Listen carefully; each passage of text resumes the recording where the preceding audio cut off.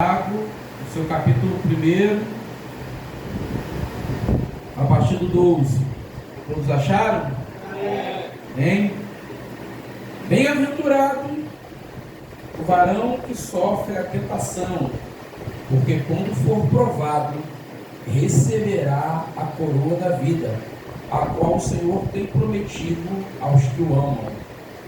Ninguém sendo tentado diga, de Deus sou tentado, porque Deus não pode ser tentado pelo mal, e a ninguém tenta.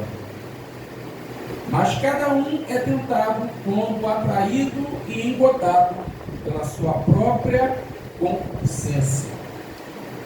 Depois, havendo a concupiscência concebido, dá à luz o pecado. E o pecado, sendo consumado, gera a morte. Não erreis, meus amados irmãos.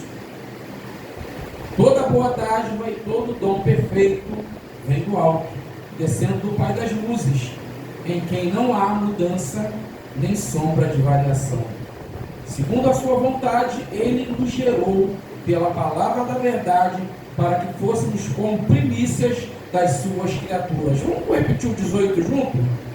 Segundo a sua vontade, Ele nos gerou pela palavra da verdade, para que fôssemos como primícias das suas criaturas.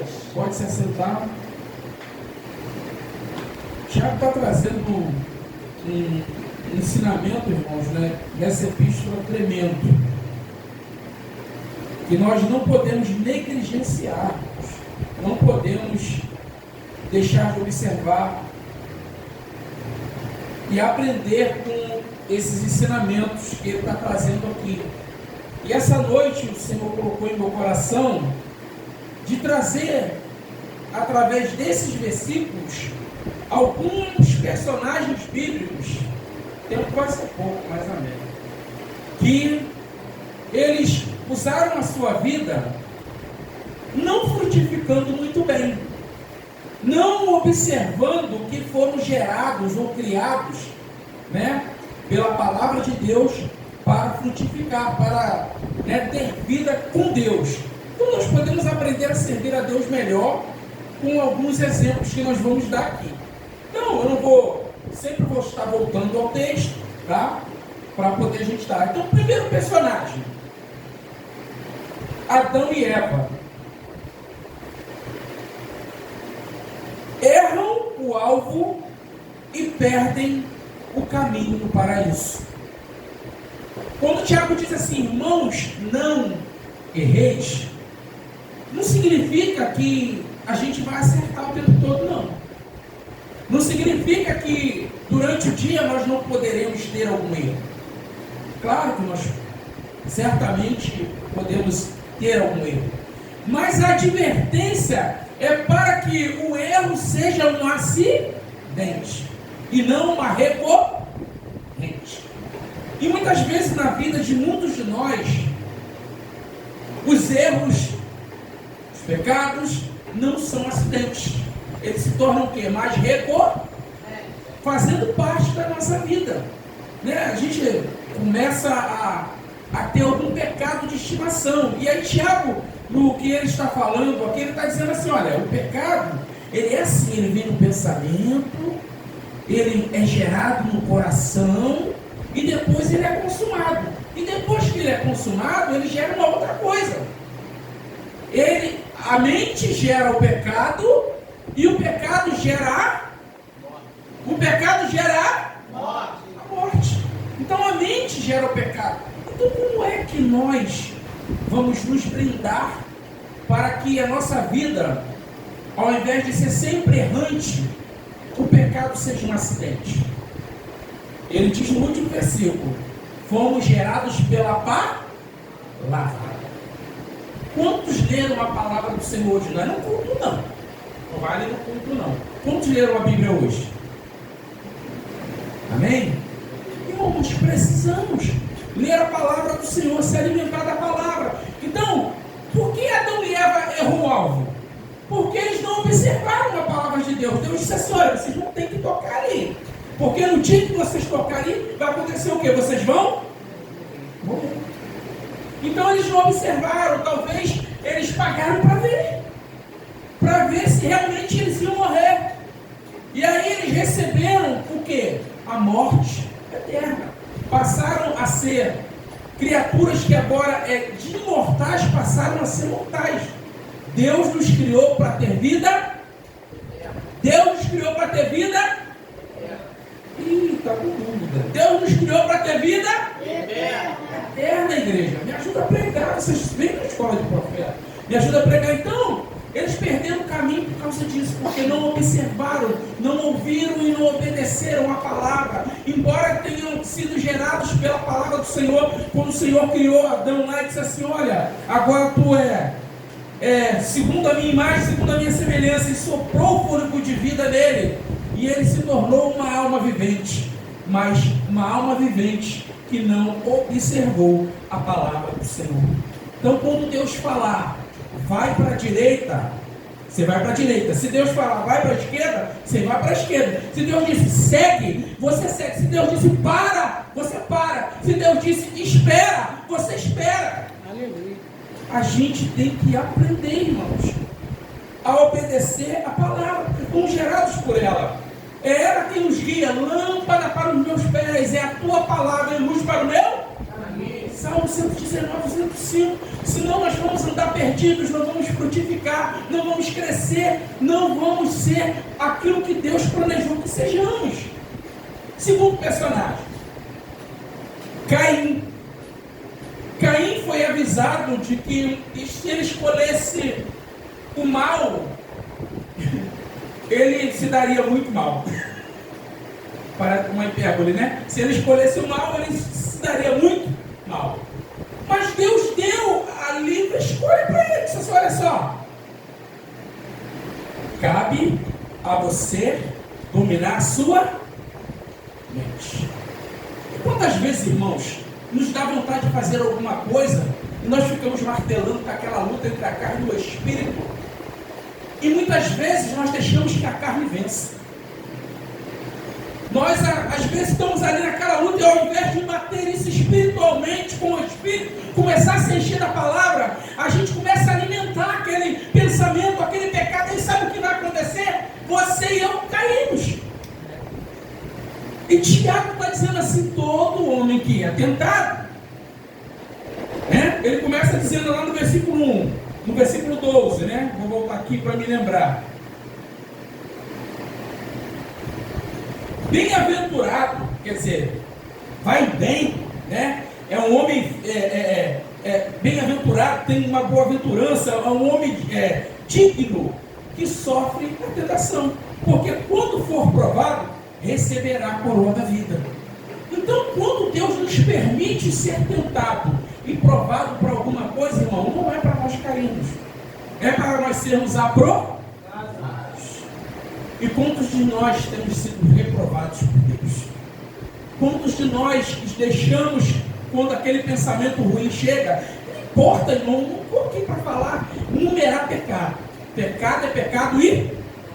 Bom, não estou aqui para enumerar, para falar de nada de nomes de pecado. Mas vem aquele pensamento que você sabe que é desagradável a Deus, que você sabe que vai te afastar de Deus, que você sabe que é um caminho de morte, mas você começa a alimentar aquilo na sua alma, começa a alimentar aquilo na sua mente, e vai deixando aquilo sendo gerado como uma criança, aquilo vai crescendo dentro de nós.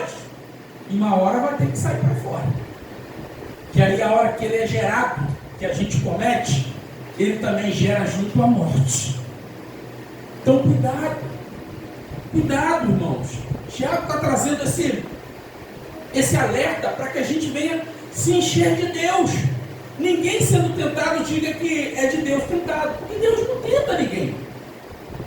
A tentação provém das nossas próprias concupiscências, dos nossos próprios pensamentos, irmãos. Provém das nossas próprias vontades. Se você não sabe aí, eu quero te revelar uma coisa, talvez você já sabe, mas que você não é uma pessoa boa, e eu não sou uma pessoa boa, que isso, bicho? Não, eu faço bem, como assim eu não sou uma pessoa boa? Como assim eu não sou, bicho, uma pessoa boa? O senhor está me julgando? Você lembra o que o apóstolo Paulo disse? O bem que eu quero fazer, esse eu não. Mas o mal que eu luto para não fazer, esse eu consigo o quê? Fazer fácil. Está em nós. Está intrínseco dentro do nosso ser. O mal. Através do pecado original. Então o que domina isso, irmão? O que domina isso na nossa vida? Poder da palavra. Oração, jejum e poder da palavra. Se encha da palavra de Deus, igreja. Se encha como a Bíblia, como a palavra do Senhor. Porque nem só de pão viverá o homem, mas de toda a palavra que sai da boca de Deus. Então, se nós não se enchermos da palavra de Deus, nós vamos sempre, quando vier a tentação, nós vamos ser aquele crente fraquinho. A tentação pode ser passando lá longe. Está passando lá na rua larga, a gente está aqui. Mas a gente já está caindo.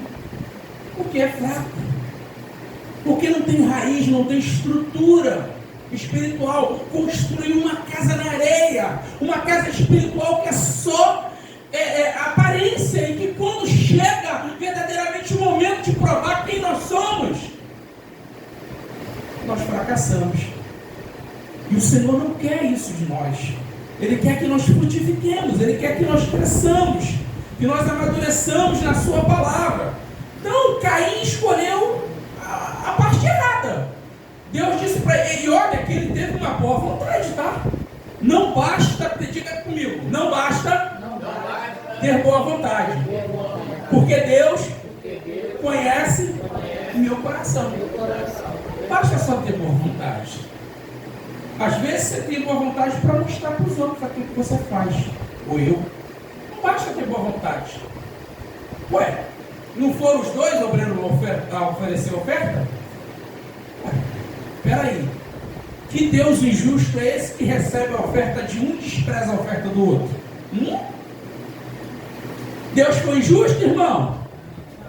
Deus foi injusto, irmãos?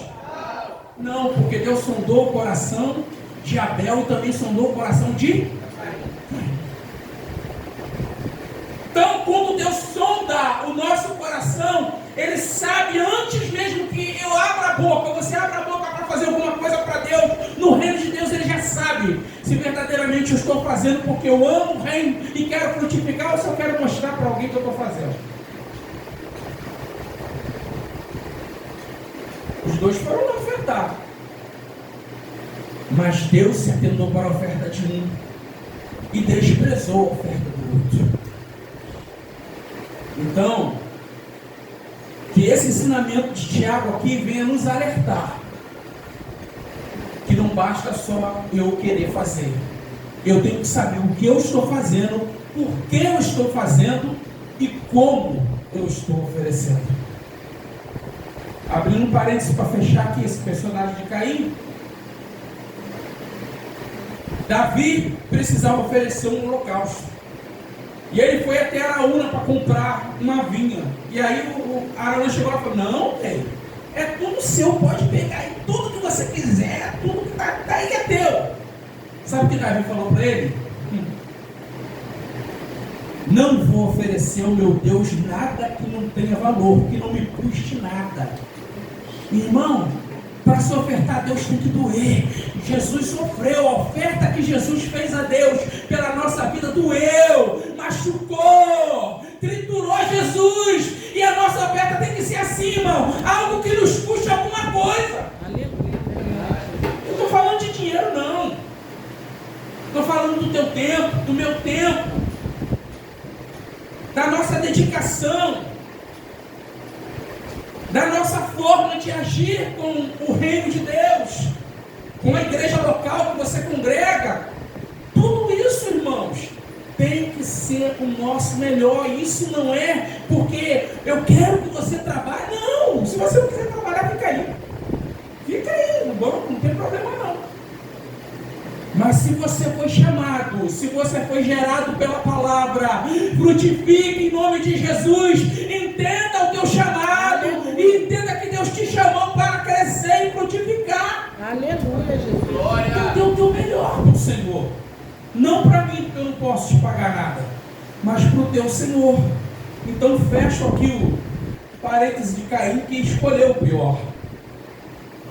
Deus conhece a intenção de cada coração, não basta fazer, irmão. Ninguém engana a Deus. Terceiro personagem, Ló. Irmão, eu não consigo entender Ló. Se eu tenho um tio, o Breno da Luísa, que eu estou prosperando, esse tio me convidou para ir junto com ele, né? Abraão já fez errado porque Deus não mandou ele levar ninguém, mas ele foi lá, levou a bagagem, levou junto Ló. Bora, meu filho, bora. E a bênção de Deus também alcançou a família de Ló. Aí começam os pastores de Ló a contender com os pastores de Abraão. Se eu sou Ló, fala assim, ó, não vem pra cá aprontar não. Meu tio trouxe a gente pra cá, nós estamos crescendo, quem não quiser pode ir embora. Mas não fica contendendo com os pastores do meu tio, não, porque as terras são dele. Nós estamos aqui, entendeu? De favor. Nós estamos prosperando aqui do lado, ele está nos dando terra também. Nós estamos crescendo junto com ele. Mas não, Ló se calou. Ló se colocou no mesmo patamar de Abraão. Se colocou igual. E Abraão sabe, né? Porque tinha a visão e a palavra de Deus. Ele chama, vem cá, sobrinho. O negócio é o seguinte, não está dando mais certo, não. Então, olha só o que está acontecendo aí. Nossos pastores estão brigando. Ló, ao invés de tomar a frente, não, isso vai parar. Eu vou repreender eles. Não, Ló, se calou. Por que eu sei que se calou? Porque a Bíblia diz que Abraão continuou a conversa. E ele disse assim, olha, nós temos que nos separar. Se tu escolher a direita, eu vou para a esquerda. Se tu escolher a esquerda, eu vou para a direita. Ló não tinha a visão que Abraão tinha. Porque Abraão um dia, Deus falou com ele, Abraão, sai da tua terra e da tua parentela. Deus não disse para onde ele ia, mandou sair. Ele não enxergou nada, ele só ouviu. Aleluia. E aí ele deu a Ló a liberdade de escolher. Ló com os olhos carnais olhou as campinas, que lugar bonito, pastos verdejantes. Tio, eu quero ir para ali, ó. Abraão, vai, meu filho, a terra é sua, vai para lá. Para onde foi Ló? Para Sodoma aí? Para Sodoma aí? Gomorra. E aí você já sabe o final da história, não preciso aqui desenhar. Mas Abraão tinha a visão espiritual, porque ele sabia que Deus tinha dado a ele uma promessa. Então ele não se importava para onde ele iria ir, porque um dia Deus fez uma promessa para ele: todos aqueles que te abençoar serão abençoados, aqueles que te amaldiçoar serão amaldiçoados, benditas serão todas as nações por causa de ti. Você tem uma promessa de Deus aí, igreja? Se você tem uma promessa de Deus, acredite, não é o lugar que você está. Deus prometeu, você vai prosperar onde você está. Aleluia, aleluia. Se tu tem promessa, tu não tem que procurar sair de lugar nenhum. Você tem que procurar acreditar na promessa que Deus te deu. E assim Abraão fez. E Ló escolhe por uma visão humana e acaba se dando mal, irmãos. Porque não estava cheio da palavra de Deus, porque não ouvia como Abraão a voz de Deus. Talvez ele ficou tanto tempo com Abraão, mas não aprendeu.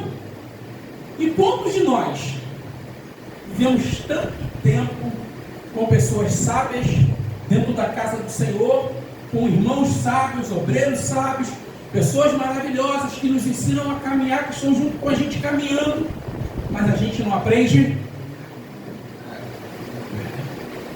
É triste, né? E aí vai ter uma hora que Deus vai mandar você escolher. Você vai para a direita ou tu vai para a esquerda. Cuidado para tu não escolher com os olhos carnais. Cuidado para você não escolher com aquilo que parece bonito aos seus olhos, que é aquilo que vai encher os teus olhos. E aí você vai sair da direção e da promessa e vai acreditar na sua capacidade pelos seus olhos. E aí, lá no final, talvez não seja tão bom e agradável esse final como não foi para a família de Ló. Então nós temos que ter cuidado. Então o Tiago aqui, quando ele está dizendo assim, meus irmãos, o homem ele vai ser tentado. mas ele é bem-aventurado. Por quê? Jesus também disse assim: no mundo tereis, mas tem de bom, porque eu venci o mundo. Jesus tem uma palavra de ânimo, ó. Vocês vão se tentar, vocês vão ter aflições. Ele não falou assim: vocês vão ter casa nova, carro novo, conta bancária. Ele falou isso pra gente não, igreja.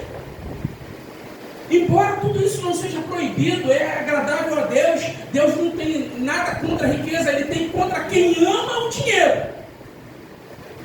É diferente. Mas Ele não prometeu nada disso não. Isso não é uma promessa. Então muitas vezes nós estamos abraçando só as coisas materiais. Estamos nos esquecendo de pegar a melhor parte. Eu tenho certeza que Ló pensou em tudo que ele havia construído junto com o tio dele e falou assim: o quê? Vou deixar meu gado morrer de fome, eu vou para um lugar bom, onde tenha comida para eles. E como o Abraão estava preocupado apenas o quê? De acabar com o problema. Irmão, onde está o teu foco? Onde está o seu foco? Onde está a sua maior aplicação de força? Aonde você está aplicando a sua maior força para alcançar o objetivo? É você sozinho que está fazendo? Você se acha capaz? Que você vai conseguir lá? Que você não precisa de nada nem de ninguém? Que é só você estudar? Que é só você fazer que vai chegar lá? Ou você acredita que Deus abre portas onde não tem portas? Que Deus pode trazer o impossível para fazer você chegar aonde você nem pensou que poderia chegar? Aleluia! Pense nisso hoje. Claro que se você estudar, você vai crescer, mas você vai crescer até um limite da mente humana, limitada, até onde você se aplicar com a sua própria força. E eu quero te dizer que você vai cansar rápido, porque nós cansamos rápido quando nós fazemos as coisas com euforia e sozinhos. Mas quando nós colocamos os nossos planos nas mãos do Senhor, aleluia, a palavra diz que seremos como as águias que renovarão as nossas forças, com as asas voaremos, alçaremos grandes e altos voos, porque o Senhor é quem faz isso, igreja. Aleluia. Então, escolha aonde você vai aplicar a sua força e qual o tipo de visão que você tem. Se ela é visão humana ou se ela é uma visão apurada e espiritual. Outro personagem, não sei se é o terceiro, se é o quarto, Saul. Saul é muito engraçado, né? Cara fortão, o povo gritou: olha o nosso rei! Rei! Ele vai ser o nosso rei! E Samuel chega: Senhor, eles estão pedindo um rei, Senhor. Ué, dá um rei para eles. Eles não querem um rei. Eles não estão rejeitando você não, Samuel. Eles estão rejeitando a mim. Eu era o rei deles. Eles estão rejeitando a mim. E aí Deus permite que Samuel vai lá e unja Saul. E Saul toma o reino. E agora ele se sentiu o Todo-Poderoso, achando que podia tomar todas as decisões. Eu sou rei. E quem é rei manda, sim ou não? Sim. Só que o rei deveria observar a lei do Senhor. O rei deveria amar o povo. O rei deveria ser temente a Deus, ter em seu lado um profeta e amasse o povo. E, se possível, desse a vida pelo povo. Esse é o rei que agrada o coração de Deus. Mas Saul, ele faz o quê? Ele começa a entrar em coisas que não eram para ele. Ele começa a fazer algumas alianças, ele começa a querer oferecer sacrifício, ele começa a consultar pitonisa, ele faz tudo errado. Tudo errado. Ele começou bem e acabou mal. Irmãos, isso será que traz algum exemplo para nós? Será que Deus nunca usou usou ninguém para falar com Saul para ele se consertar. Pelo contrário, está cheio de exemplos aqui que Deus manda ele. Não vai, a batalha é perdida. Fica, ouve o que eu estou falando. Mas ele se achava onipotente, porque subiu o poder à cabeça. Você quer conhecer uma pessoa? Dá poder para ela. Você quer conhecer alguém? Você tem capacidade? Dá poder para ela. Você vai conhecer quem essa pessoa é. E Deus permitiu que Saul fosse rei, porque ele conhecia Saul, sabia que ele era limitado. E agora Deus começa a trazer e a corrigir Saul e a trazer ele para onde ele queria, para que Davi assumisse. Então, irmão, quero te dizer uma coisa. Você pode estar na posição que você tiver, mesmo que tenha sido permitido por Deus. O mesmo Deus que coloca, ele remove. O mesmo Deus que dá, ele tira. Que isso, bicho? E olha aqui, longe de mim, não estou ameaçando ninguém não, tá? Eu estou pregando a palavra. Amém? Amém. Entendam que eu estou pregando a palavra de Deus. Ok? E vamos para o nosso último personagem, que não dá mais tempo, né? Pedrão. Pedrão era o apóstolo, né? O discípulo, um dos chegados de Jesus. Pedro, Tiago e João. Era um dos chegados de Jesus. Mas Pedro era diferenciado, irmãos. Pensa numa pessoa sanguínea, que não podia pisar no calo de Pedro. Pensa numa pessoa que puxa a espada fácil e corta a orelha dos outros. Pensa numa pessoa que, se você falar uma coisinha torta, ele está metendo um tapa na sua orelha. Ele era assim. Pedro andou com Jesus o tempo todo, mas nunca tirou a espada da bainha. Nunca se deixou de se desarmar. E tem muito crente assim, que anda com Jesus o tempo todo, mas anda armado. Que isso, meu? Anda armado, não pode falar nada. Se levanta, é altivo, dá resposta, enfrenta. Eu não sou obrigado a engolir sapo. Eu não sou obrigado a isso, eu não sou obrigado a aquilo. Muitos cristãos, Pedros. Só que Pedro, ele fez tudo o que fez, mas Jesus tinha um plano com Pedro, assim como tem comigo e com você. E Pedro se deixou ser transformado pela palavra de Jesus. Aleluia. Será que você quer ser transformado pela palavra de Jesus?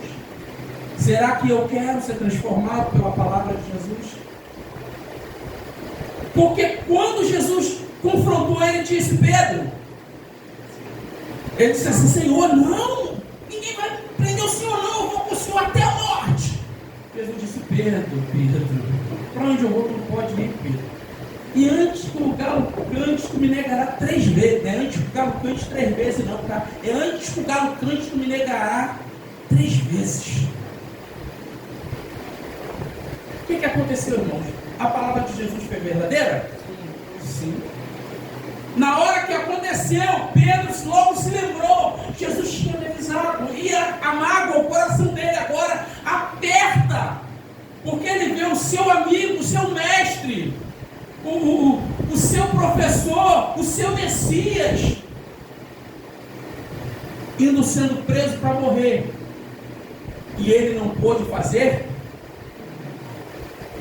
Pelo contrário, ele se escondeu. Fugiu. E quantos de nós, irmãos? Quantos de nós fugimos das coisas de Deus? Fugimos para não fazer? Fingimos que não vemos a necessidade de fazer alguma coisa? Fingimos que não temos alguém que está ali para caminhar junto com a gente? E a gente faz tudo sozinho. Pedro, na hora mais difícil, ele achou que estava tudo perdido. Porque ele disse assim: eu neguei, agora ele vai morrer, está tudo acabado. Sabe o que ele fez? Voltou para o ofício. Ele era o quê? Pedro era o quê? Pescar? O que ele voltou? Foi pescar. E o que ele sabia fazer melhor? Ele confiou ofício dele. Só que Jesus tinha um plano com Pedro e não esqueceu de Pedro. E Jesus, quando ressuscita, ele aparece em vários lugares, a vários discípulos, e depois ele vai até ao mar, ao encontro deles, e eles estão pescando, e diz a Bíblia que eles estavam pescando a noite toda, e Jesus olha para lá para o mar, e pergunta: filhos, tem algo para comer? Filhos, tem algo para comer? E quando eles chegam na areia, o que tinha, irmãos? Fogueira, peixe assado e pão. Sabe o que isso significa? Deus nunca é pego de surpresa. Jesus nunca é como eu e você, que convida alguém para a nossa casa e sai correndo para o mercado para comprar as coisas, porque não tem nada, às vezes nada na geladeira para servir a visita. O que é de Deus para mim e para você está pronto. O que é de Deus para mim e para você está preparado.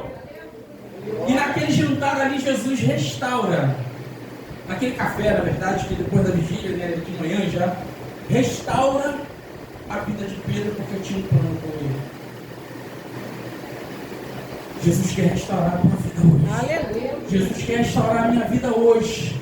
É dia de renovação espiritual, igreja. É dia de que Deus possa entrar verdadeiramente e transformar a nossa vida espiritual. Porque a gente nunca vai deixar de ser tentado. Mas a diferença agora, depois de transformado, Pedro teve várias tentações, mas nenhuma delas mais ele caiu. Porque um homem e uma mulher transformados, agora o pecado se torna um acidente. Agora é um acidente. Antes era uma recorrente, a espada na bainha, uma atitude sanguínea. Ó, não é de cara feia pra mim não, hein? Tá me olhando por quê? Tu me conhece? Sabe quem eu sou? Ó, fica na tua aí, hein? Fica na tua, porque senão tu já sabe, hein? Ó, todo mundo me conhece aí! Irmão, que isso? Que isso? Esse Pedro morreu. Esse Pedro, Jesus disse para ele: Pedro, tu me amas? Apacenta minhas ovelhas. Pedro, tu me ama? Apacenta minhas ovelhas. E pela terceira vez: Pedro, tu me ama? Apacenta minhas ovelhas. Eu já expliquei porque Jesus fala 3 vezes em outras pregações aqui. Não é porque ele negou 3 vezes, é porque tinha um propósito das perguntas de Jesus. E agora Pedro é restaurado, se torna um homem íntegro, uma pessoa que estava pronta. Agora ele estava pronto para ir com Jesus até a morte. Não mais porque ele falava da boca para fora, mas porque verdadeiramente agora ele recebeu uma transformação, uma metanoia, algo que precisa acontecer em nós pela palavra. Aleluia, Jesus. Porque depois de transformados, meus irmãos, nós podemos andar sobre as águas, nós podemos fazer coisas incríveis, nós podemos passar por ventos, por fogo, por tantas coisas, irmão, mas nós sabemos em que todas essas coisas nós somos mais que vencedores em Cristo Jesus. Aleluia. Isso que a gente tem que entender. Tinha um outro personagem, mas não vai dar tempo. E nós vamos fechar aqui a mensagem. Esses exemplos que nós temos aqui desses personagens, que começaram bem, muitos deles, frutificando e acabaram mal. Uns conseguiram se consertar, outros não conseguiram. Adão e Eva nunca mais achou o caminho do jardim. Caim nunca mais se achou lugar nem para a sua geração. Irmão, tudo que nós fazemos aqui tem uma paga. Tudo que a gente planta, a gente vai colher. Então pensa você que hoje nós estamos fazendo alguma coisa e que isso que nós estamos fazendo não vai mais tarde nos trazer uma consequência. Deus vai perdoar. Ele vai apagar o pecado, ponto. Mas nós vamos ter que viver com a consequência. Você assassinou alguém? Tem que cumprir a lei. Jesus já te perdoou, mas tem que ser preso, passar anos preso para pagar a justiça. Você caiu no adultério e fez um filho fora do casamento, uma mulher ou um homem. Deus te perdoou. Mas o seu esposo ou a sua esposa tem que conviver com aquela criança, o fruto do pecado. É o seu filho, é o filho de quem fez. E é uma consequência. Se Deus matar, ok. Se Deus não matar, como fez com Davi, Deus matou a criança. Que isso, bispo? Porque Deus queria algo maior que Davi. Então ele foi lá, mas ele deixou outras consequências.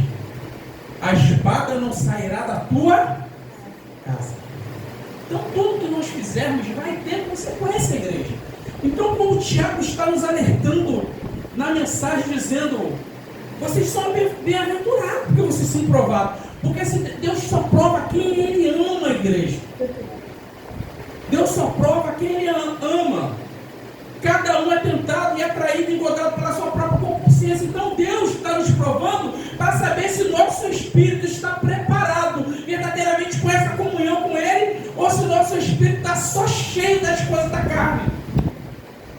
Porque aí, quando a gente está só na carne, a gente não consegue ouvir a voz do Espírito. A voz do Espírito, ela passa despercebida em nós. E aí Tiago continua dizendo: depois de havendo a concupiscência concebida, dá à luz o pecado, pecado consumado gera morte. Então não erreis, amados irmãos. Toda boa dádiva, então tudo que é bom vem o quê? Vem do Pai das luzes, vem de Deus. Vem do alto, descendo do Pai das luzes, em que não há mudança, nem soma de variação. Então Deus não muda. Se Ele te prometeu e vai fazer, ponto. Não importa pelo caminho que Ele vai te levar, confia nele. Confia nele. Irmão, se fosse tão fácil, nós não veríamos cristãos sofrendo no hospital do câncer, cristãos sofrendo com outras enfermidades em muitos outros lugares. Quem conhece aqui, eu vou falar dele porque eu tive contato pessoal, talvez ele veja um dia aí, porque é meu amigo no Facebook. Quem conhece o cantor Marquinhos Menezes? Ninguém conhece aqui, não é do tempo de vocês? Era da banda Remagirê.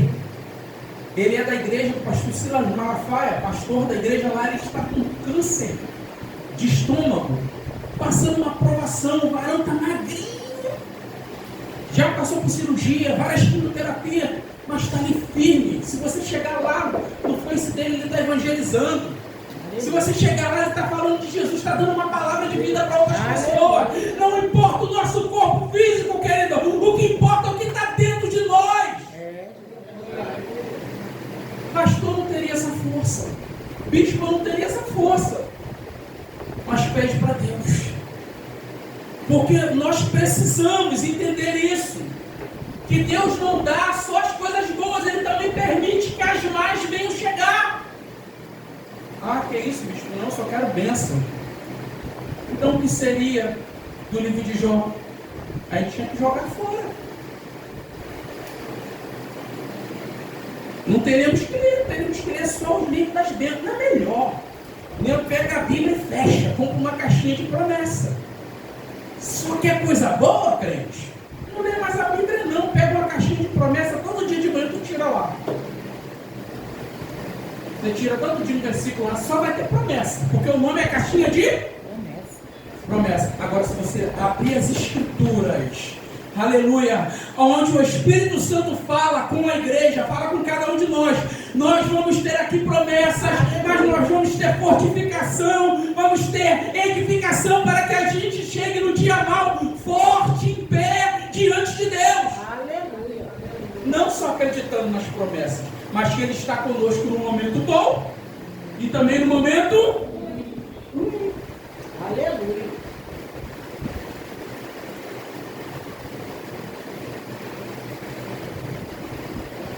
Versículo 18: segundo a sua vontade, Ele nos gerou pela palavra da verdade. Já estou fechando a mensagem. Para que fôssemos como primícias das suas criaturas.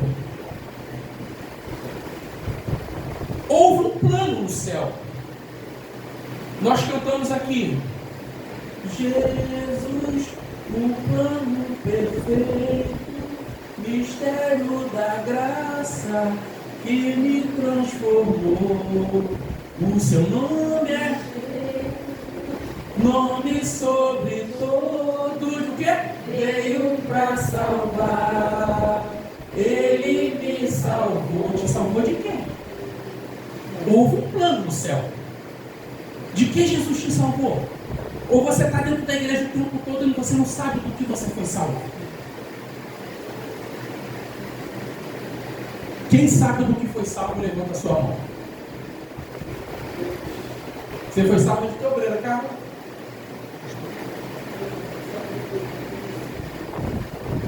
Você foi salvo de que obreira, Luísa? Hã? Foi salvo da lamação do pecado. Quem mais levantou a mão? Você foi salvo de quê, pastora? Do pecado. Você foi salvo de quê, pastora? Da morte. Da morte. A resposta é correta. Você e eu fomos salvos da morte. Mas que isso, bispo? Mas eu vou morrer um dia. Como assim eu fui salvo da morte? Você e eu fomos salvos da morte eterna. Porque Deus um dia deu uma palavra para Adão e Eva. Se vocês me desobedecerem, vocês vão o quê? E essa morte eterna é a separação de Deus. Tanto que o exemplo da separação foi jogar eles fora do jardim. Separação. Então, morte eterna, diga aqui, morte eterna, é separação, de Deus. E eu e você não vamos sofrer isso. Nunca mais seremos separados do Senhor, porque Ele disse: aonde eu estiver, estarão vós também comigo para sempre. É uma maior promessa da igreja. É a maior promessa. E esse plano foi o maior plano que já houve em todo o universo. O plano que resgata todo aquele que quer voltar a Deus. Então, se você ainda não voltou, ou não sabe como voltar para Deus, o caminho é Jesus. Jesus disse: eu sou o caminho, a verdade e a vida. E ninguém vem ao Pai senão comigo. Então, esse plano que volta para Deus se chama Jesus. Obedeça as palavras de Jesus. Ande com Jesus. E você estará de novo no caminho de encontrar a Deus e nunca mais se separar dele para sempre. Amém, igreja? Amém. Até aqui o Senhor me deu, devolvo o microfone aqui a dirigente para terminar o trabalho. Mas